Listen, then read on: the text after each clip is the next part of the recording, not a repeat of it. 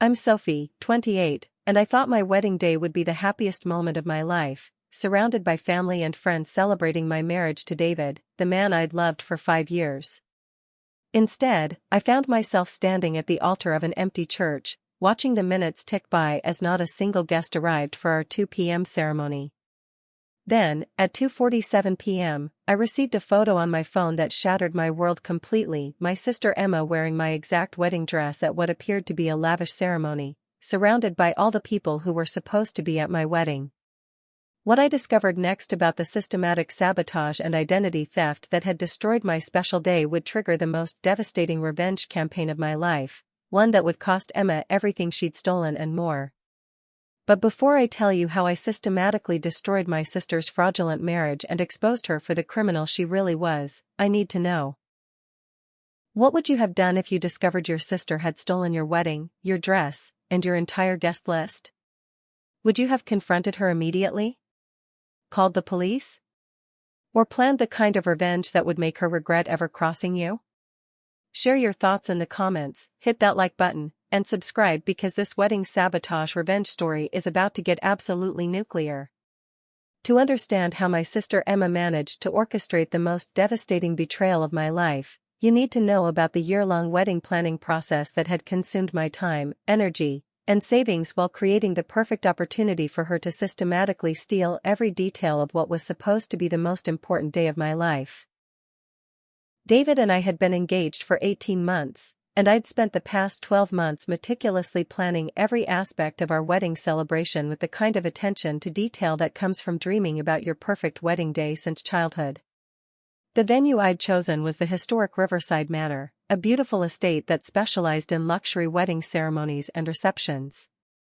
The venue required bookings nearly 2 years in advance and cost $15,000 for the ceremony and reception package, money that I'd saved through careful budgeting and taking on freelance graphic design work in addition to my full-time job at a marketing agency.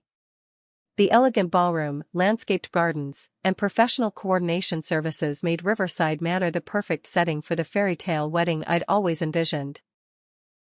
My wedding dress had been custom designed and handmade by Sophia Martinez, a renowned bridal designer whose creations were featured in luxury wedding magazines and worn by celebrities.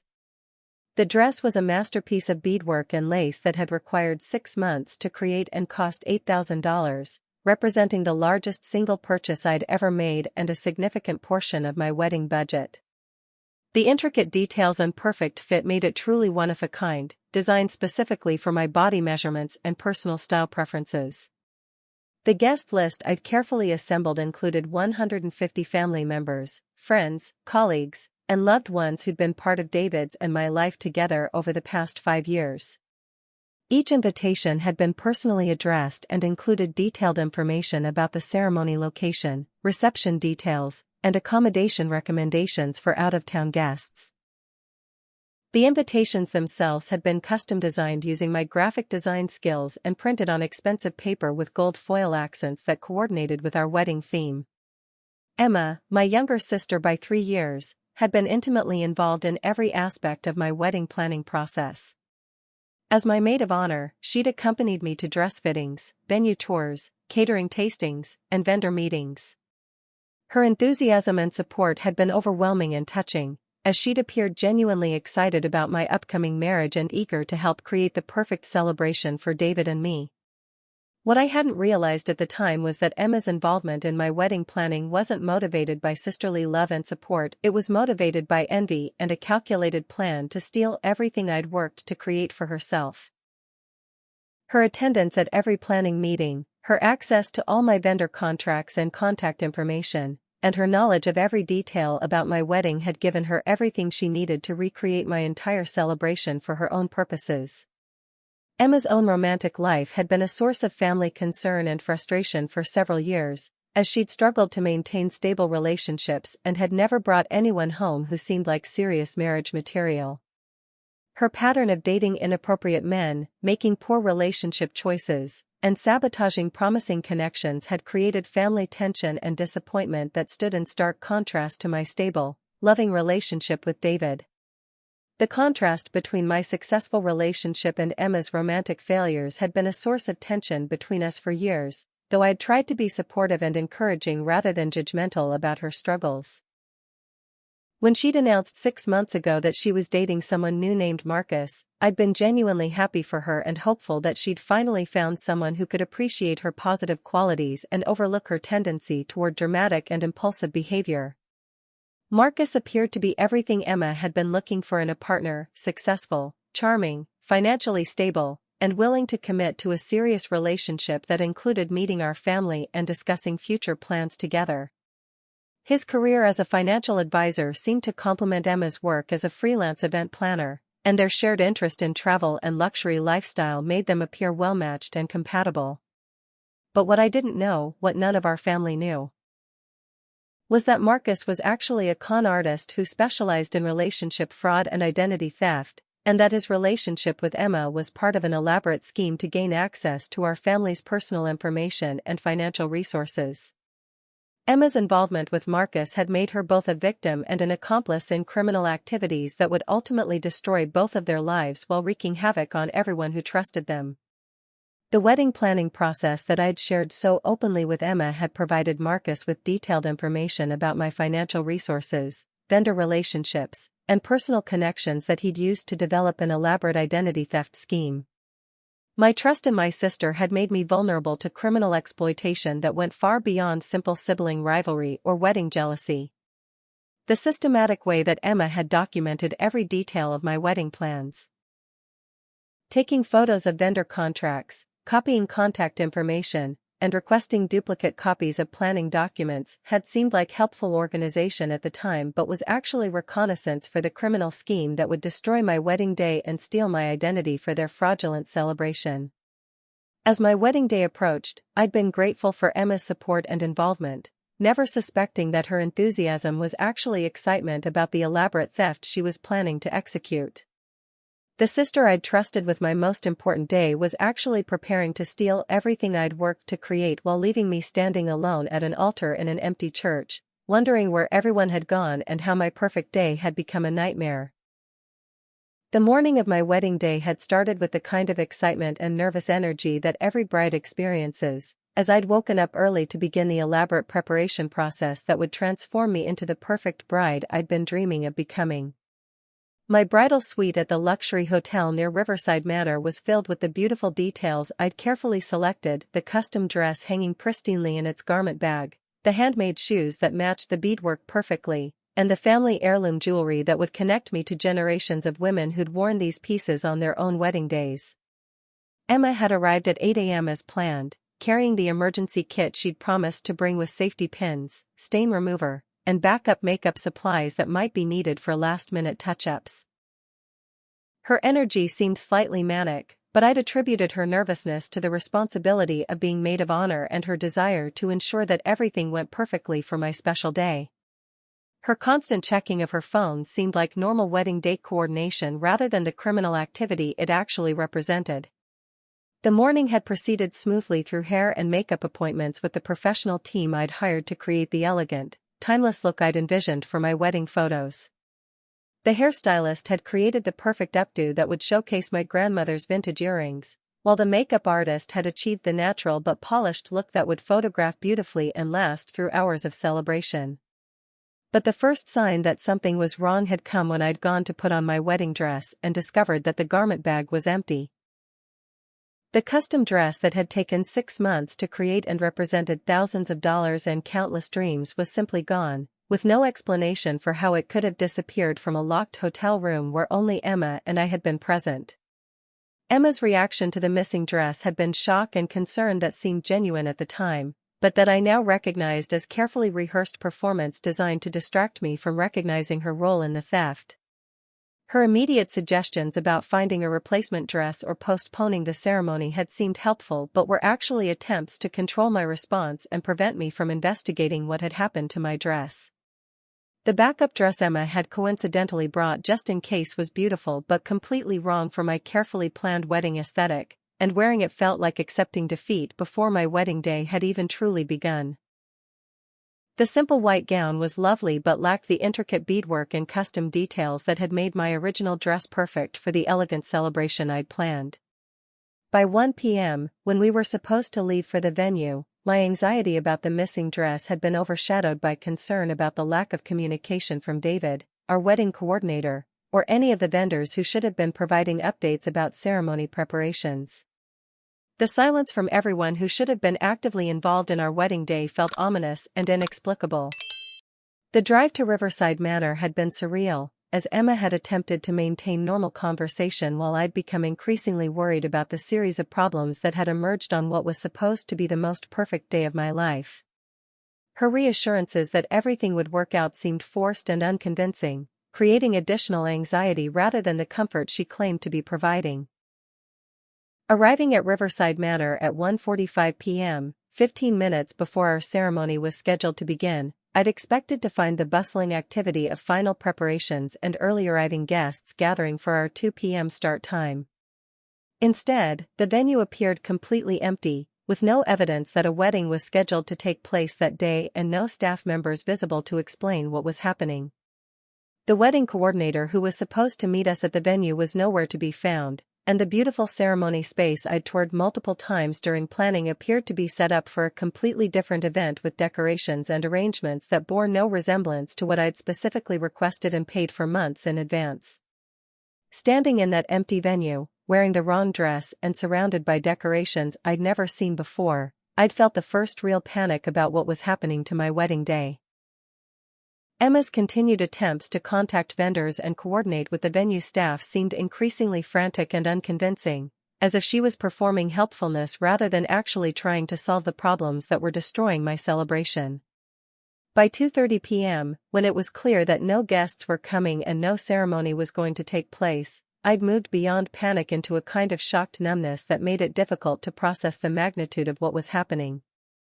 The wedding I'd spent a year planning and thousands of dollars creating had simply vanished, leaving me standing in an empty venue wearing the wrong dress with no explanation for how everything had gone so catastrophically wrong.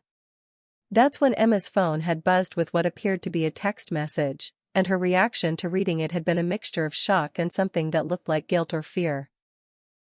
When I'd asked what the message said, she'd claimed it was just another failed attempt to reach our missing wedding coordinator, but her body language suggested she was lying about something significant. The photo that appeared on my phone at 2:47 p.m. had been sent from an unknown number with no message or explanation, just an image that destroyed my understanding of everything that had happened that day.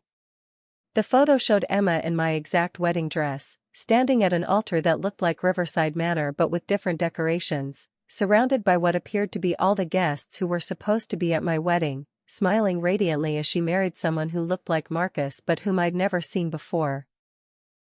The realization that my sister had stolen not just my dress but my entire wedding, my guest list, and apparently even my venue, while leaving me standing alone in an empty church, was so devastating and surreal that I'd initially assumed the photo was some kind of cruel joke or digital manipulation designed to hurt me when I was already at my lowest point. But the details in the photo were too accurate and specific to be fabricated. The guest list included people I recognized, the decorations matched my original vision for the ceremony, and Emma was wearing my custom dress with the exact accessories I'd planned to wear on my wedding day. Someone had systematically stolen every element of my wedding while sabotaging my own celebration to ensure I couldn't interfere with their theft.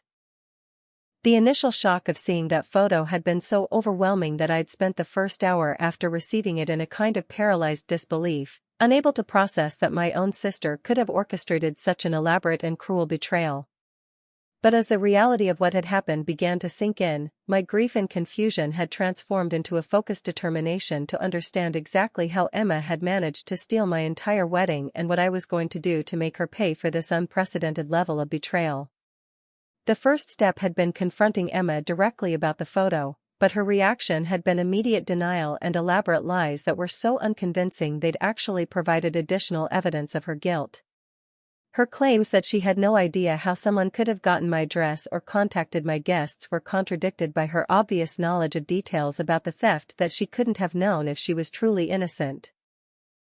David's reaction to learning about Emma's betrayal had been rage and disbelief that someone could be cruel enough to destroy our wedding day while stealing everything we'd worked to create for their own fraudulent celebration. His immediate impulse had been to drive to whatever venue Emma had used for her stolen wedding and confront her publicly, but I'd convinced him that we needed to understand the full scope of what she'd done before taking any action that might compromise our ability to seek legal remedies. The investigation I'd launched into Emma's theft had been systematic and thorough, using my graphic design background and research skills to trace how she'd managed to contact my guests, steal my dress, and coordinate the elaborate deception that had left me standing alone at my own wedding. What I'd discovered had been far more extensive and criminal than simple wedding sabotage. It was identity theft and fraud on a scale that warranted federal prosecution. The guest list theft had been the most complex aspect of Emma's scheme, as it had required her to systematically contact 150 people and convince them that my wedding had been cancelled, postponed, or moved to a different venue where she would be getting married instead. The lies she'd told to different people had been customized to be believable based on her knowledge of their relationships with me and their likely reactions to various explanations. To my work colleagues, Emma had claimed that I'd suffered a family emergency that required postponing my wedding indefinitely, but that she and Marcus had decided to proceed with their own celebration on the same date to avoid losing deposits and vendor bookings. To extended family members, she'd said that David and I had broken up due to irreconcilable differences, but that she wanted to maintain the family gathering by celebrating her own marriage to Marcus on the scheduled date. To my closest friends, Emma had used more elaborate lies involving my supposed mental health crisis, financial problems, or family conflicts that had made my wedding impossible while creating sympathy for her decision to proceed with her own ceremony using the same vendors and venue. The personalized deceptions had been cruel and sophisticated, designed to ensure that each guest would believe her explanations and attend her fraudulent wedding instead of questioning what had happened to my celebration. The dress theft had been even more calculated, as Emma had apparently been working with Marcus to create a duplicate key to my hotel room that allowed them to steal my custom gown while I was having my hair done in the salon downstairs. The timing had been precise enough to ensure that I wouldn't discover the theft until it was too late to prevent her from wearing my dress at her own ceremony, and the backup dress she'd provided had been a deliberate attempt to ensure my own wedding couldn't proceed even if I'd managed to find my guests. But perhaps the most shocking discovery had been that Marcus wasn't just Emma's accomplice in stealing my wedding, he was a professional con artist who specialized in identity theft and fraud, and whose relationship with Emma was part of an elaborate scheme to gain access to our family's personal and financial information. The marriage ceremony Emma had stolen wasn't just cruel and illegal, it was also completely fraudulent because Marcus was already married to at least 2 other women in different states. The investigation into Marcus's background had revealed a pattern of relationship fraud that included identity theft, credit card fraud, and marriage fraud that he'd been perpetrating for over 5 years across multiple states. His relationship with Emma had been designed to gain access to our family's financial information and social connections, while the stolen wedding had provided him with an opportunity to establish fraudulent documents and legal standing that he could use to access bank accounts, credit lines, and government benefits. Emma's involvement in Marcus's criminal activities had made her both a victim and an accomplice, as her willingness to participate in stealing my wedding had enabled fraud schemes that extended far beyond simple sibling rivalry. The documentation I'd discovered suggested that she'd been providing Marcus with personal information about our entire family, including social security numbers, bank account information, and copies of important documents that could be used for identity theft. The venue theft had been accomplished through forged documents and impersonation, as Emma and Marcus had apparently contacted Riverside Manor claiming to be me and David requesting to change our wedding date and contact information. The fraudulent communications had been sophisticated enough to convince the venue staff to transfer our booking to Emma's name while providing Marcus with access to our vendor contracts and payment information.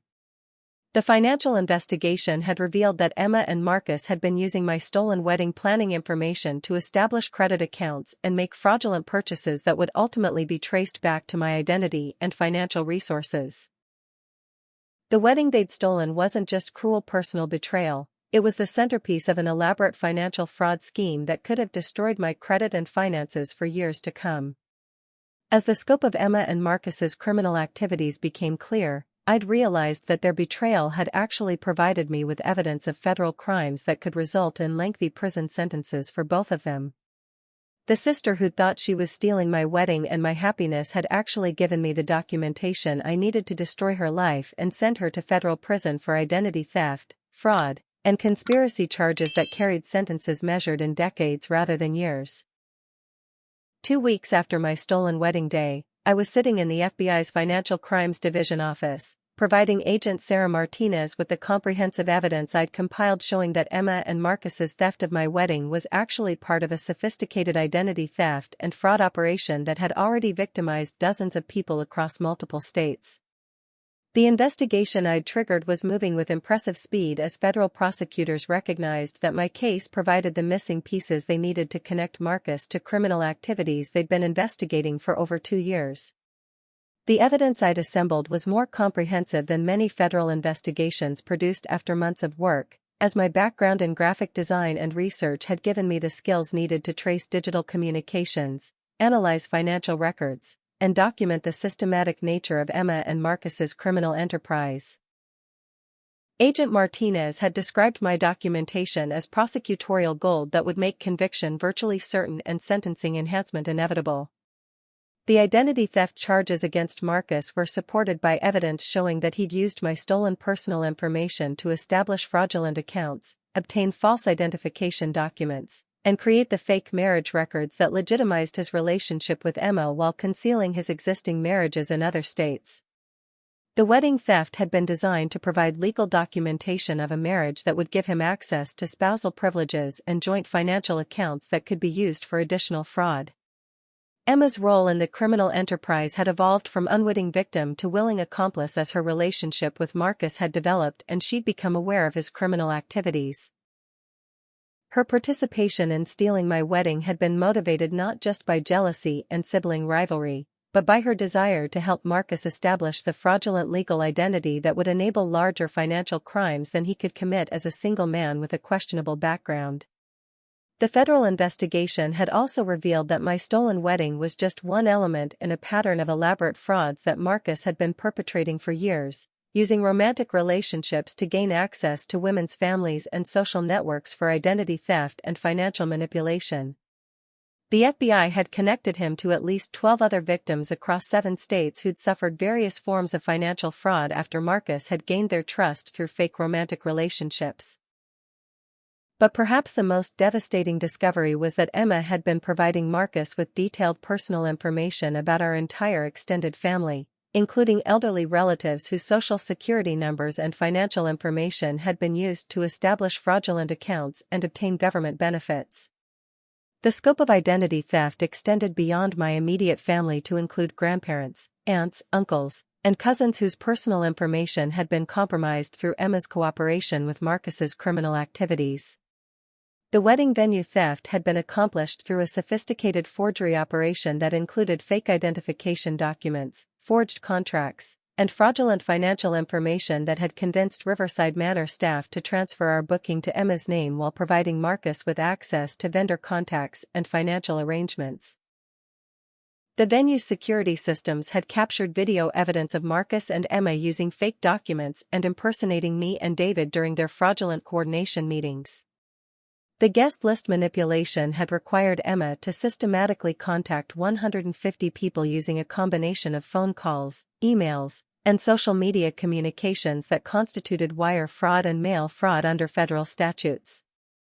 The personalized lies she'd told to different guests had been documented through recorded phone calls and digital communications that provided clear evidence of deliberate deception designed to facilitate the theft of my wedding celebration.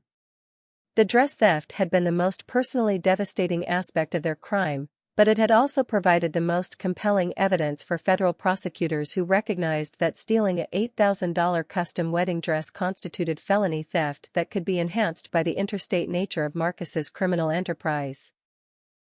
The sophisticated planning required to steal my dress while providing a replacement had shown premeditation and coordination that supported conspiracy charges carrying significant prison time. The financial fraud investigation had revealed that Marcus and Emma had been using information from my wedding planning process to establish credit accounts, obtain false identification, and create fraudulent business entities that could be used to launder money and hide criminal proceeds. The wedding planning documents Emma had copied had provided them with vendor relationships, financial information, and personal details that enabled fraud schemes extending far beyond the wedding theft itself. Agent Martinez had explained that federal prosecutors were treating my case as a priority because it provided evidence that could connect Marcus to a larger criminal organization specializing in identity theft and fraud operations that had been operating across multiple states for several years. The comprehensive documentation I'd provided would serve as the foundation for a RICO prosecution that could result in life sentences for the most serious offenders. The most satisfying aspect of the federal investigation was learning that Emma and Marcus's fraudulent marriage had actually made their legal situation worse by creating additional charges related to marriage fraud, bigamy, and conspiracy that wouldn't have applied if they'd simply stolen my wedding without attempting to establish a fraudulent legal relationship. Their attempt to legitimize their criminal partnership had actually provided prosecutors with additional evidence and legal theories that would increase their potential sentences. The civil asset forfeiture proceedings that had been initiated alongside the criminal investigation would ensure that anything Marcus and Emma had purchased with proceeds from their identity theft scheme would be seized and liquidated to provide restitution to their victims. The luxury lifestyle they'd been maintaining through criminal activities would be completely eliminated, leaving them with no resources to fight the federal charges or rebuild their lives after their inevitable prison sentences. But perhaps the most meaningful development was how the federal investigation had vindicated my decision to respond to their betrayal through legal channels rather than emotional retaliation. The systematic documentation I'd provided had not only ensured that Emma and Marcus would face appropriate consequences for their crimes, but had also protected other potential victims by exposing a criminal enterprise that had been operating undetected for years. The wedding they'd stolen from me was about to become the evidence that sent both of them to federal prison for decades while providing closure and justice that would allow me to rebuild my life with David and move forward from the most devastating betrayal I'd ever experienced. Their attempt to destroy my happiness had instead provided me with the opportunity to destroy their freedom and ensure that they could never hurt anyone else the way they'd hurt me. 38 days after my stolen wedding, federal agents executed simultaneous arrest warrants for Emma and Marcus at the luxury apartment they'd been sharing, an apartment that federal prosecutors would later prove had been rented using fraudulent credit applications based on identity theft from our family members. The arrests were coordinated to prevent either of them from destroying evidence or warning other co-conspirators who might be involved in their broader criminal enterprise.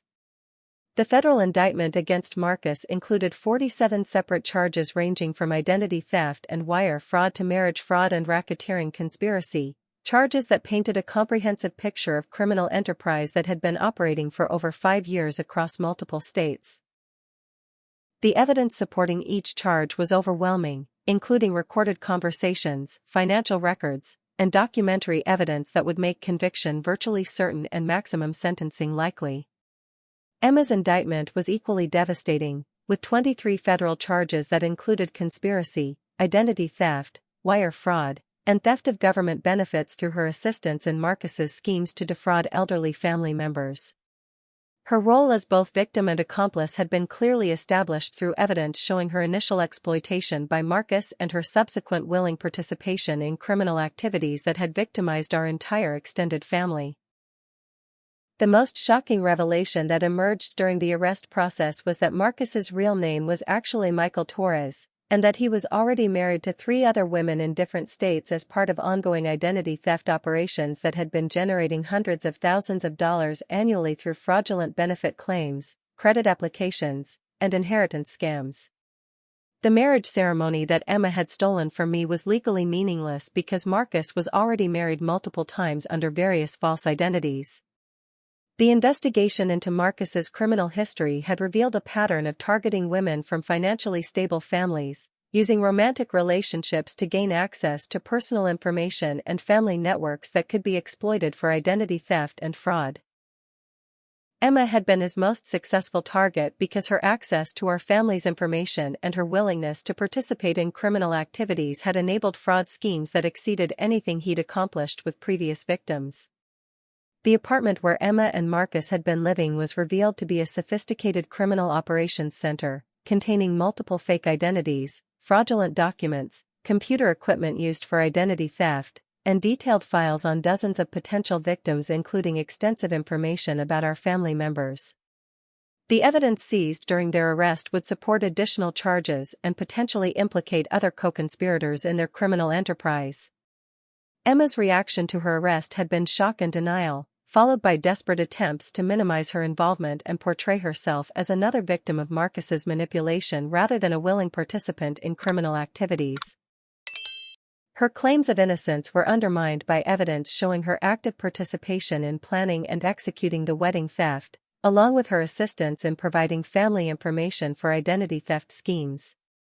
The most devastating evidence against Emma was a series of recorded conversations where she and Marcus had discussed stealing my wedding and using the celebration to establish fraudulent legal documentation that would support their criminal activities. The recordings, obtained through federal surveillance operations, included explicit acknowledgement of criminal intent and detailed planning that made her claims of victimization completely unbelievable. Marcus's response to arrest had been more sophisticated, as his experience with criminal prosecution had taught him to minimize communication with law enforcement while seeking plea bargaining opportunities that might reduce his potential sentence.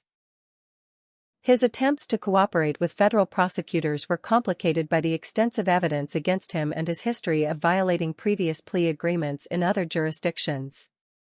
The civil asset forfeiture proceedings that accompanied the criminal charges had resulted in the seizure of virtually everything Marcus and Emma had acquired during their criminal relationship, including the apartment, luxury cars, expensive jewelry, and electronic equipment that had been purchased with proceeds from identity theft and fraud. The lifestyle they'd been maintaining through criminal activities was completely eliminated, leaving them dependent on public defenders for legal representation. The impact on our extended family had been severe, as federal investigators had discovered that Marcus's identity theft schemes had compromised the personal information of over 20 family members, including elderly relatives whose Social Security benefits had been fraudulently claimed and bank accounts that had been accessed through stolen personal information. The family gathering that was supposed to celebrate Emma's marriage had actually been used to gather additional victims for ongoing criminal activities.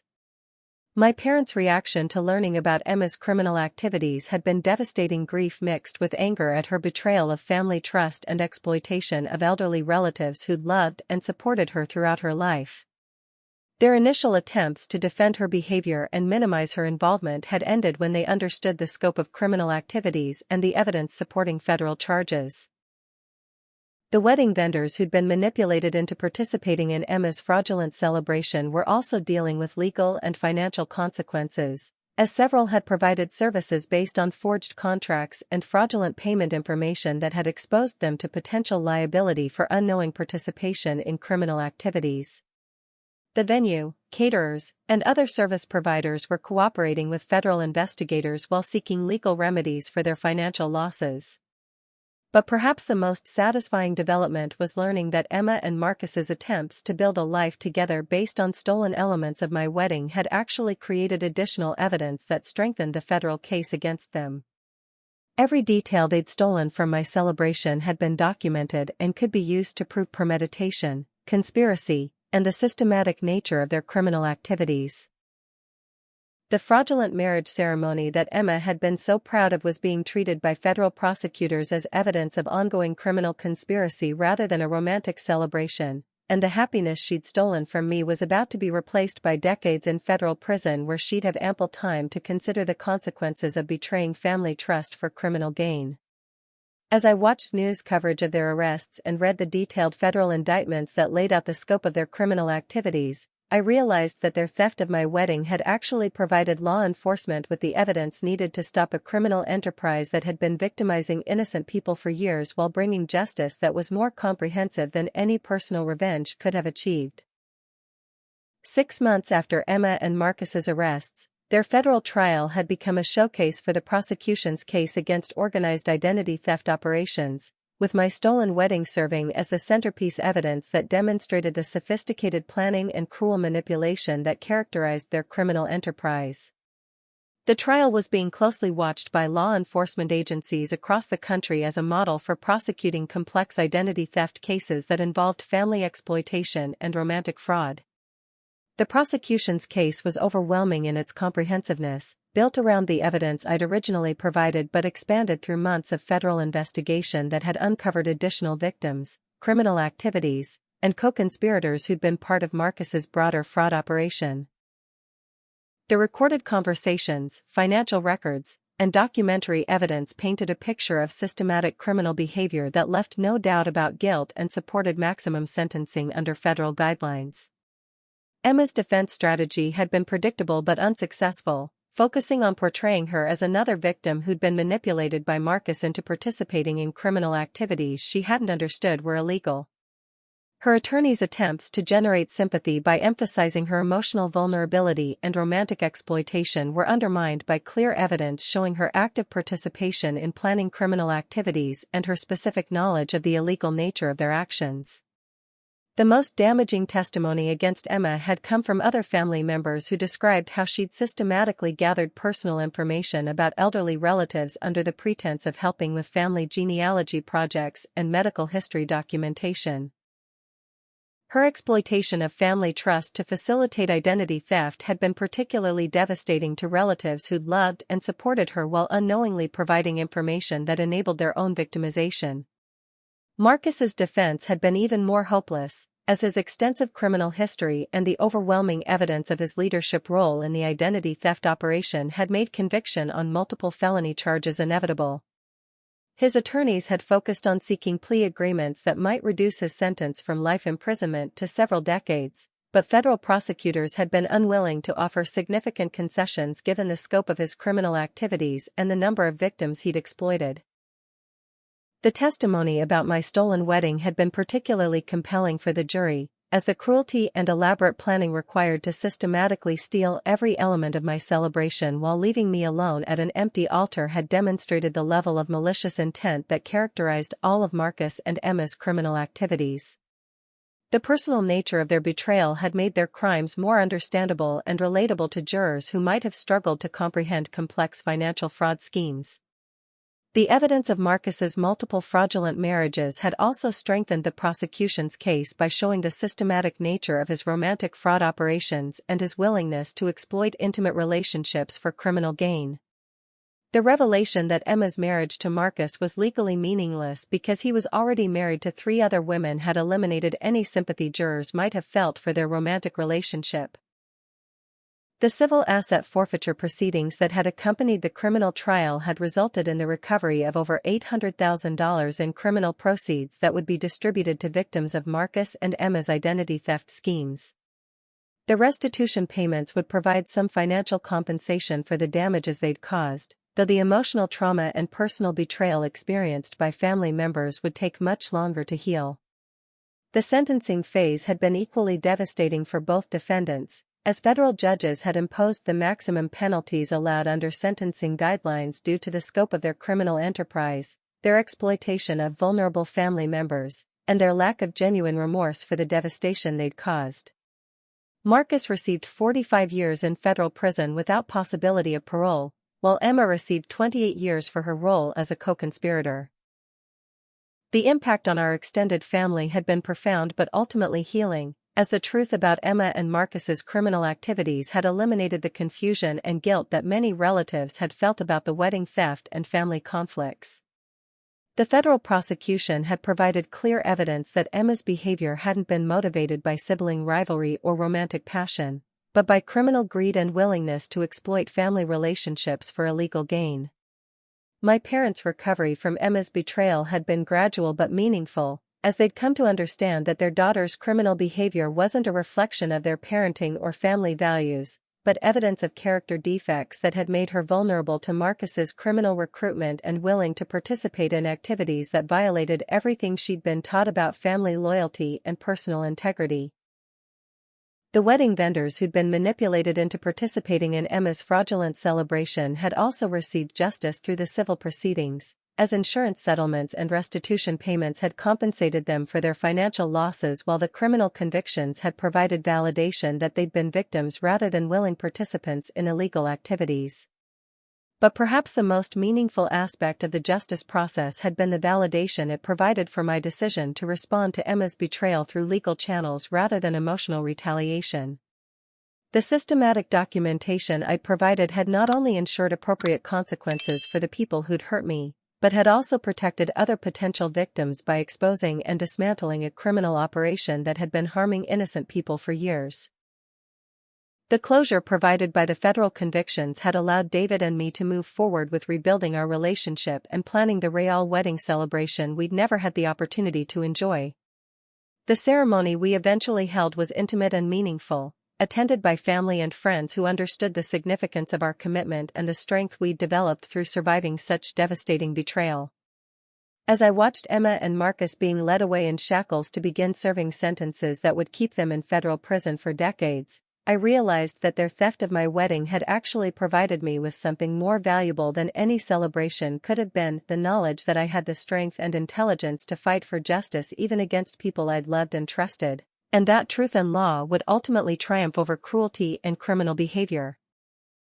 2 years after Emma stole my wedding and Marcus destroyed our family's trust, I'm writing this from the home office of the beautiful house that David and I purchased with money recovered through the federal restitution process. Money that represents justice for the crimes committed against us and closure for the most devastating betrayal of my life.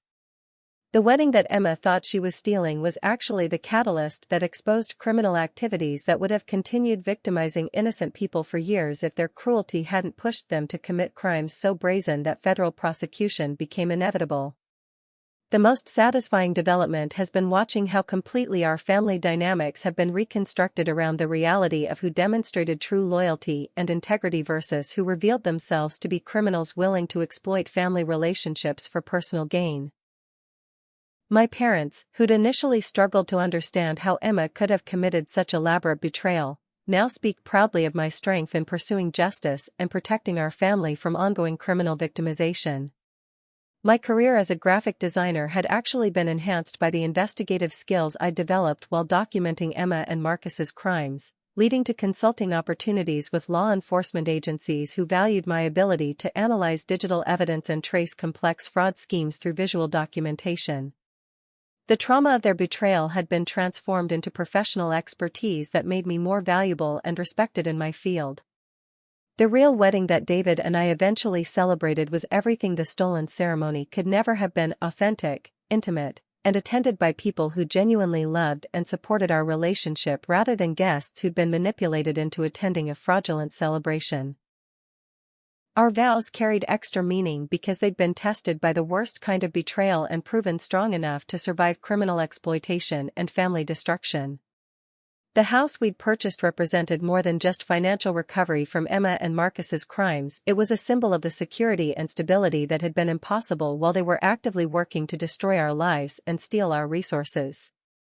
Every mortgage payment we made was a reminder that justice had been served and that their criminal behavior had ultimately strengthened rather than weakened our relationship. My relationship with extended family members had also been transformed by the federal prosecution, as relatives who'd been victimized by Emma and Marcus's identity theft schemes now understood that my pursuit of criminal charges had protected them from ongoing exploitation while ensuring that the criminals faced appropriate consequences. The family members who'd initially criticized my decision to involve law enforcement now thanked me for stopping criminal activities that could have continued for years. The psychological healing from such profound betrayal had been gradual but complete, helped by therapy, legal vindication, and the knowledge that I'd responded to cruelty with strategic thinking rather than emotional retaliation. Understanding that Emma's behavior had been motivated by criminal greed rather than simple sibling rivalry had made it easier to accept that our relationship was irreparably damaged while moving forward without guilt or regret. Emma's current situation in federal prison served as a constant reminder of the consequences that await people who exploit family trust for criminal gain. Her letters requesting visits and forgiveness were consistently refused, as both David and I had decided that protecting ourselves from further manipulation was more important than maintaining relationships with people who'd proven themselves capable of such calculated cruelty. Marcus's longer prison sentence reflected his role as the leader of the criminal enterprise, but both he and Emma would be elderly by the time they were eligible for release, ensuring that their criminal careers were permanently ended and that they would never again have the opportunity to exploit romantic relationships for illegal gain. The decades they would spend in federal custody represented justice for all their victims and deterrence for other potential criminals. The investigative techniques I'd developed while exposing their crimes had also led to my involvement in other federal cases where families had been victimized by identity theft and fraud operations.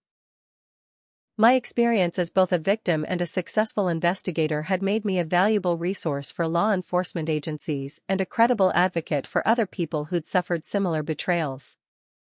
The wedding dress that Emma had stolen and worn to her fraudulent ceremony had been recovered during the asset forfeiture process and returned to me, though I had chosen to donate it to a charity that provided wedding gowns to military brides whose finances had been compromised by deployment or family emergencies. The dress that had represented stolen dreams became a symbol of generosity and support for people who deserved beautiful celebrations.